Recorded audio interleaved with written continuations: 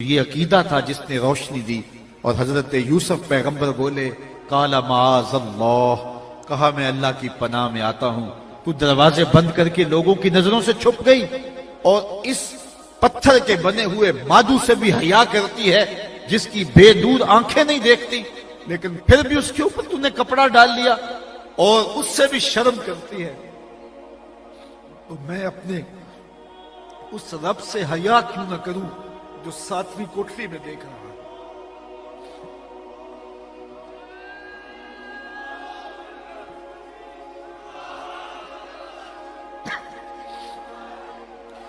تو کہا کہ جب تو اس سے بھی حیا کرتی ہے، میری بات کی طرف توجہ کیجئے.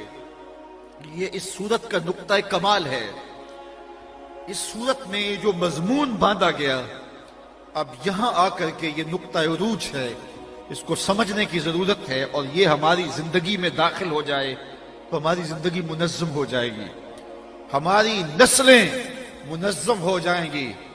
آج باپ یہ سمجھتا ہے کہ میں نے دروازے مکفل کر دیے ہیں، میرے گھر کی چار دیواری بہت اونچی ہے، میری بیٹیاں بھی محفوظ ہیں، میرے بیٹے بھی محفوظ ہیں، لیکن وہ نہیں سمجھتا کہ شیطان بیٹی اور بیٹے کے بستر میں گھسا ہوا ہے. یہ سوشل میڈیا کی قیامت نے زندگی کے تقدس کو چھین لیا ہے اور بند کمرے کے اندر آنکھوں کا حیا رخصت ہو گیا، آنکھوں کی شرم اڑ گئی. حضرت یوسف علیہ السلام کا عمل دیکھیے، جب ساتوں دروازے مکفل ہو گئے اور بت کے اوپر بھی زلیخا پردہ ڈال کر کے بولتی ہے تلک یوسف اب تو آ جاؤ نا، اب تو کوئی نہیں دیکھ رہا. تو جناب یوسف بولتے ہیں قال معاذ اللہ، کہا میں اللہ کی پناہ میں آتا ہوں. تو لوگوں کی نظروں سے چھپ گئی نا دروازے بند کر کے، اور اس بے نور آنکھیں رکھنے والے اس مٹی یا پتھر کے مادو کے اوپر بھی تو نے کھیس ڈال لیا تاکہ مجھے اس سے بھی حیا آتی ہے.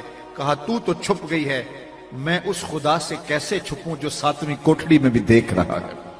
پھر اتنی روشنیاں برسی، اتنے اجالے برسے کہ گناہ کا تصور بھی محال ہو گیا.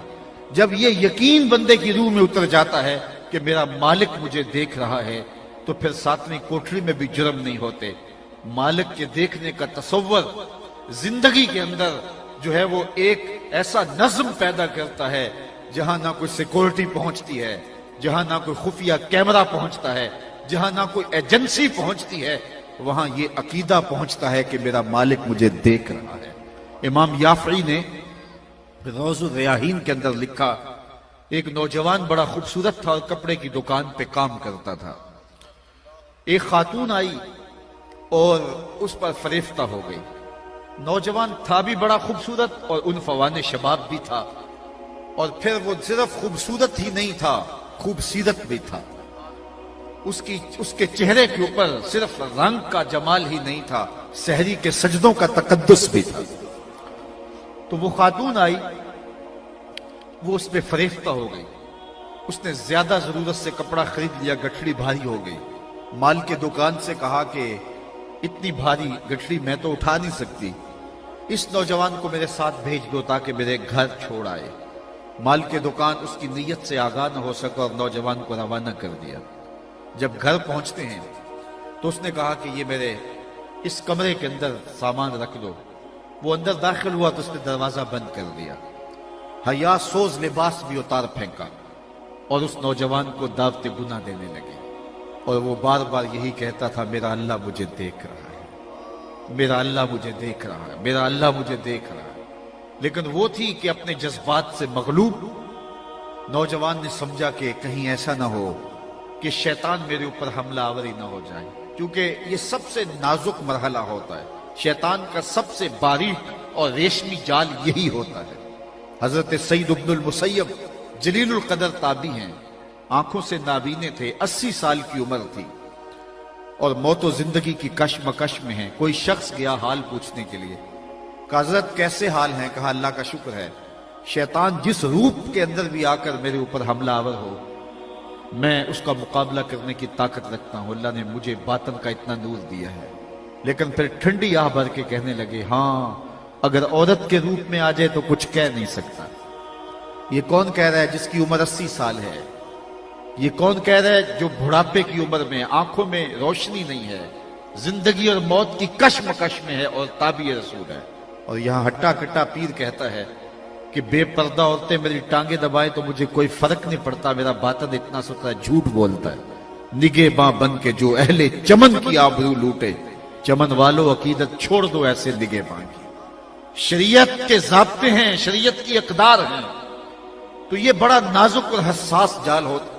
اس نوجوان نے سوچا کہیں ایسا نہ ہو کہ شیطان میری زندگی کی ساری کمائی لوٹ لے۔ یار گھر بناتے بناتے زندگیاں گزر جاتی ہیں اور ڈاکو آتے ہیں 2 منٹ میں صفایا کر دیتے ہیں۔ زندگی کے تقدس کو قائم کرتے کرتے کتنے تقوی، کتنی احتیاطیں، کتنی نظروں کی حیائیں اور کتنے مراحل سے گزرنا پڑتا ہے، اور جب جوانی لٹتی ہے تو 2 گھڑیاں بھی نہیں لگتی۔ اس نوجوان نے سوچا میری کمائی نہ لٹ جائے، میری زندگی برباد نہ ہو جائے۔ تو جب اس کو کوئی راستہ فرار کا نہیں مل رہا تھا تو اس نے اس عورت کو کہا اگر تو اجازت دے تو ذرا میں واش روم سے نہ ہوا ہوں۔ اس نے کہا جا جلدی کر۔ وہ گیا اور واش روم میں اس نے حاجت کی اور پاخانہ اپنے پورے بدن پہ ہی مل لیا، اور اسی حالت میں جب باہر آیا تو عورت کو تعفن اور گھن آنے لگی۔ اس نے دروازہ کھول دیا، تو اتنا خوبصورت تھا لیکن کیا تو نے کرتوت کیا، کیا کام کیا، نکل جا یہاں سے۔ دروازہ کھول دیا۔ اللہ اکبر۔ وہ نوجوان گھر سے باہر نکل رہا تھا اور دل ہی دل میں شکر ادا کر رہا تھا، مالک میرا تن تو گندا ہو گیا، من تو ستھرا رہا۔ کائنات کا سب سے حسین چہرہ وہ ہوتا ہے جو جنسی کالک سے محفوظ ہو۔ اگر جنسی کالک لگی تو کچھ نہیں باقی بچے گا، دل کالا ہو گیا تو کچھ باقی نہیں بچے گا۔ سلطان باہو بولے کہ دل کالے نالوں منہ کالا چنگا، جے کو یہ رمز پچھانے ہو، اس کا بدن تو لبریز ہو گیا غلاظت سے لیکن دل ستھرا رہا۔ یافی علیہ رحمہ فرماتے ہیں کہ باہر جا کے اس نے چشمے پہ غسل کیا، پھر جب تک زندہ رہا اس کے بدن سے مشک و عنبر کی خوشبو آیا کرتی تھی، اور جب فوت ہو گیا لوگوں نے دفن کر دیا، یہ خوشبو اس کی قبر کی مٹی سے بھی آیا کرتی۔ تو اپنی آنکھوں پر جب حیا کا بندہ پہرا بٹھاتا ہے اور اس عقیدے کے ساتھ کہ میرا مالک مجھے دیکھ رہا ہے، ارا زبیبا نملۃ السودا، کالی رات کے اندھیرے میں کالے سیاہ پہاڑوں کے دامن میں گہرا غار ہو اور اس غار میں چیونٹیوں کا سوراخ ہو اور اس میں ننھی سی چیونٹی چل رہی ہو، اس کے مہین اور نازک قدموں سے سینہ سنگ کے اوپر جو وہمی اور گمانی لکیر بنتی ہے جس کو خوردبین سے دیکھنا بھی ممکن نہیں، تمہارا رب اس کو یوں دیکھتا ہے جس طرح دیوار چین کو دیکھتا ہے۔ تو کیا دماغ کی سکرین پہ آنے والے خیالات سے غافل ہے؟ ہماری خلوتوں سے غافل بھی نہیں ہے، ہماری جلوتوں سے غافل بھی نہیں ہے۔ انہ یعلم الجہر وما یخفی، جو تم ظاہر کرتے ہو تمہارا رب اس سے بھی آگاہ ہے، اور جو تم چھپ کے کرتے ہو تمہارا رب اس سے بھی آگاہ ہے۔ یہ عقیدہ اگر روح میں اتر جائے، یہ عقیدہ اگر باطن میں اتر جائے تو زندگی میں نظم پیدا ہو جاتا ہے، زندگی میں جمال پیدا ہو جاتا ہے۔ اور میں آپ سے یہ کہتا ہوں، ہم تو یہ بھی بات کرتے ہیں کہ رسول کریم کی نگاہوں سے کچھ اوجل نہیں ہے، مصطفیٰ جان رحمت بھی ہمیں دیکھ رہے ہیں اور ملاحظہ کر رہے ہیں۔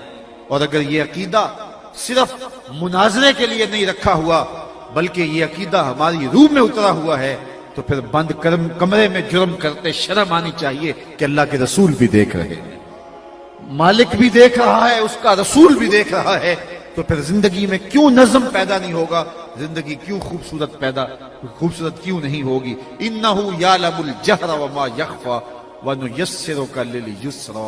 پھر ارشاد فرمایا ہم دین کے کام کو، اس عمل کو آسان کر دیتے ہیں۔ اللہ اکبر۔ اگر کوئی چاہے نا دین پہ چلنا تو اس کے لیے مشکل نہیں ہوتا، اور اگر کوئی نہ چاہے تو اس کے لیے صبح کا اٹھنا ہی بڑا مشکل ہوتا ہے۔ صبح بستر سے نکل کر کے، صبح تڑکے دھند بھی پڑی ہو، موسم کے اندر بھی شدت کی سردی ہو اور پانی بھی یخ بستا ہو، تو بستر سے نکل کے ٹھنڈے پانی سے وضو کر کے نماز پڑھنا تو 2 سجدے بھی مشکل ہو جاتے ہیں۔ لیکن اگر دل کا تعلق رب سے جڑا ہو تو پھر تہجد کے سجدے بھی مشکل نہیں ہوتے۔ اللہ فرماتا ہے جس کے لیے ہم چاہتے ہیں آسان کر